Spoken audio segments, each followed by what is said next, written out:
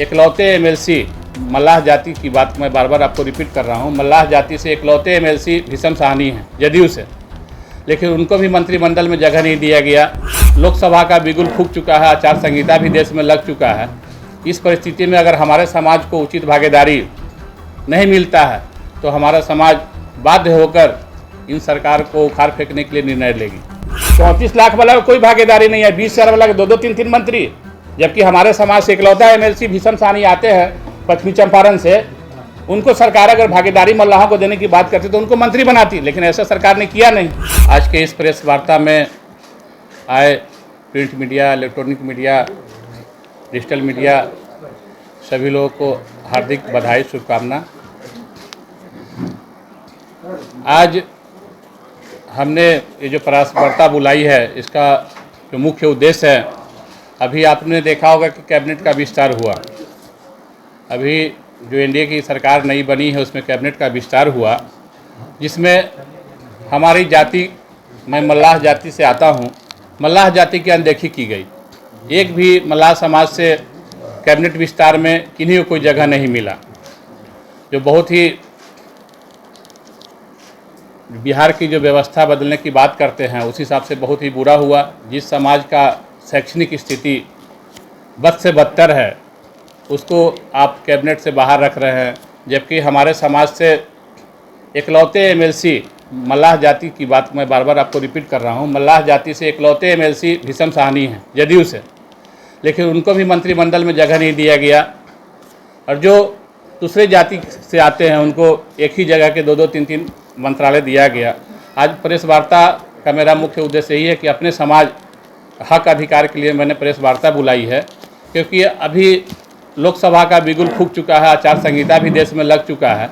इस परिस्थिति में अगर हमारे समाज को उचित भागीदारी नहीं मिलता है तो हमारा समाज बाध्य होकर इन सरकार को उखाड़ फेंकने के लिए निर्णय लेगी। इसी सब विषयों को लेकर हमने आज प्रेस वार्ता बुलाई है। और आपके माध्यम से जो आज की जो सरकारें हैं, चाहे वो विपक्ष की जो पार्टियां, उनको मैं सचेत करना चाहता हूं, उनको आगाह करना चाहता हूं कि अगर मल्लाहों की अनदेखी आप लोग करेंगे तो इसका खामियाजा आगामी लोकसभा में आपको उठाना पड़ेगा।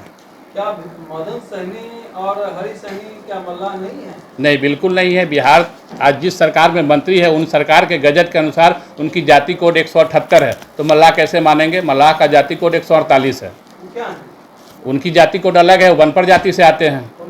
बनपर दोनों बनपर हैं? बिल्कुल, दोनों नहीं। जो पूर्व में एक और तथाकथित नेता मुकेश सहनी, वो भी बनपर से आते हैं। तो मुकेश सहनी अपने निषाद आरक्षण की बात करते हैं, अगर निषाद नहीं है तो फिर आरक्षण की बात कहीं करते हैं? देखिए, निषाद जाति नहीं है। आप लोग को मैं बता दूं, निषाद जाति नहीं है। निषाद एक वर्ण व्यवस्था है। उस वर्ण में जो भी जातियां आती है, जैसे हमारे नुनिया जाति हो गए, बिंद हो गए, बेलदार हो गए, मल्लाह हो गए, बनपर हो गए, गोरही, चाय, तियर, जो भी उपजातियां हैं, लेकिन सरकार ने आज उनको साजिश के तहत खंडित करने के लिए, हमारी संख्या को कम दिखाने के लिए जाति बना दिया, जिसके विभिन्न जाति कोड है। तो शंखनाद तो हो गया है, तो आप लोग आगे क्या रणनीति और नीति अपनाएंगे? देखिए, आगामी लोकसभा में हमारा संगठन और हमारे संगठन के साथ साथ जितने भी हमारी जाति के संगठन हैं, सभी 40 लोकसभा में या तो प्रत्याशी देने का काम करेगी, नहीं तो जातीय समीकरण बैठा के जो हमारे समाज की भलाई की बात करेंगे, हमारे समाज की अच्छाई की बात करेंगे, उसको हमारा संगठन समर्थन करेगा। लोकसभा की विधानसभा? लोकसभा, अभी लोकसभा सामने है ना दादा।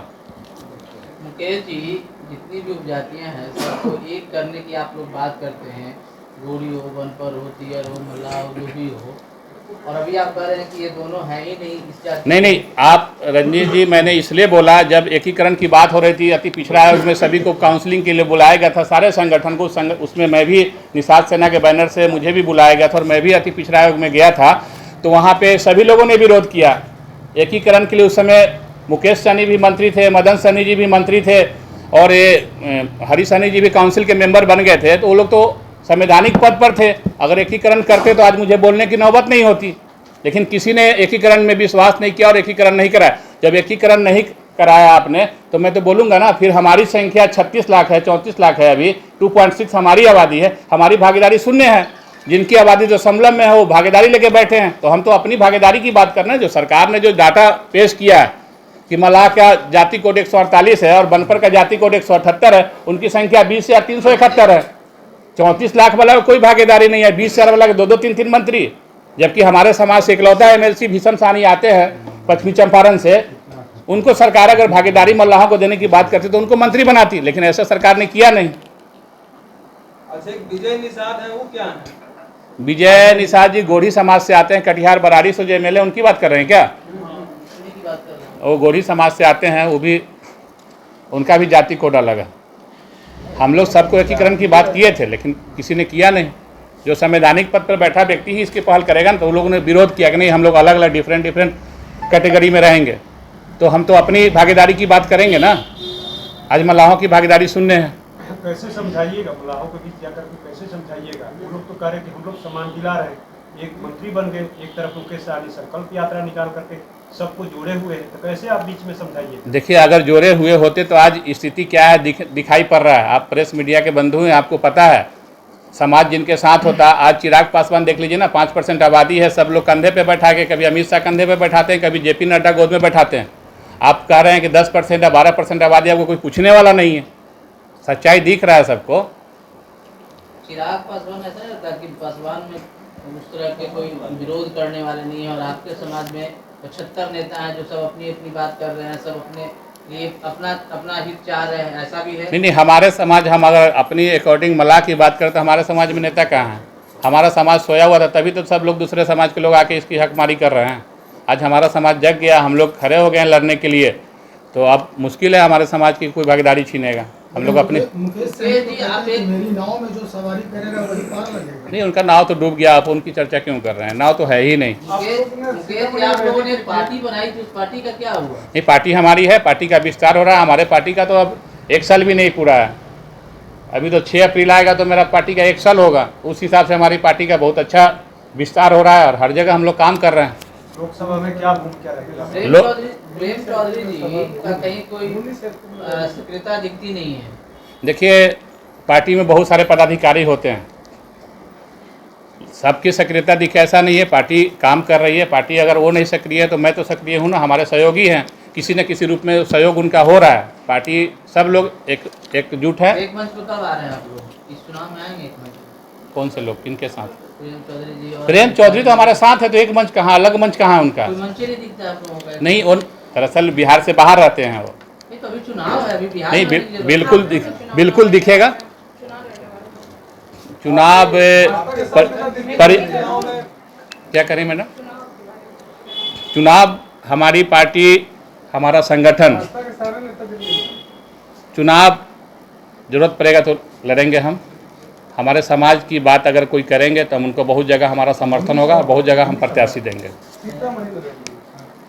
क्या सीतामढ़ी में रैली को लेकर? ये सीतामढ़ी में संगठन का बहुत जमीनी स्तर पे हमारा काम हुआ है और सीतामढ़ी तो निश्चित रूप से हम चुनाव लड़ेंगे। बिल्कुल हमारा प्रत्याशी सीतामढ़ी में 200% होगा। क्या किसी गठबंधन के साथ या निर्दलीय? देखिए, कोई तो बुला नहीं रहा है, लगातार दिल्ली चक्कर लगा रहा है। देखिए, बार आप Mukesh Sahni out of syllabus हो चुके हैं।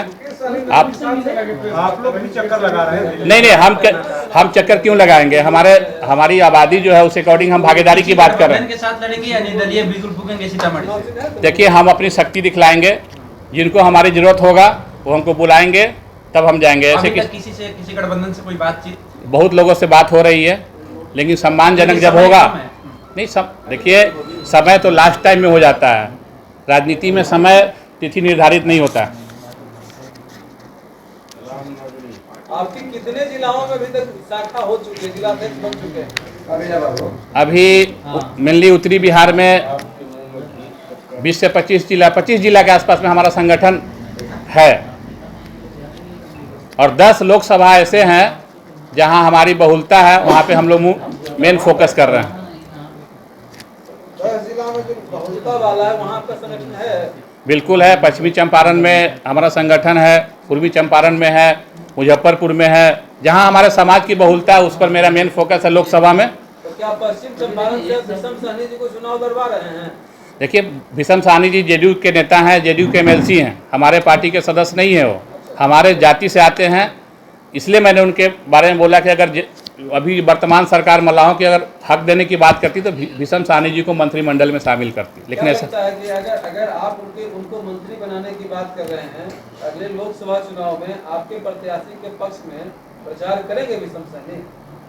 नहीं, हमारे वो तो किसी पार्टी से बंधे हैं ना, हम अपनी जाति के अकॉर्डिंग मैंने बोला। वो जेडीयू के नेता हैं, जेडीयू से एमएलसी है, हमारे पार्टी के एमएलसी नहीं है। वो कैसे करेंगे? प्रोटोकॉल है ना।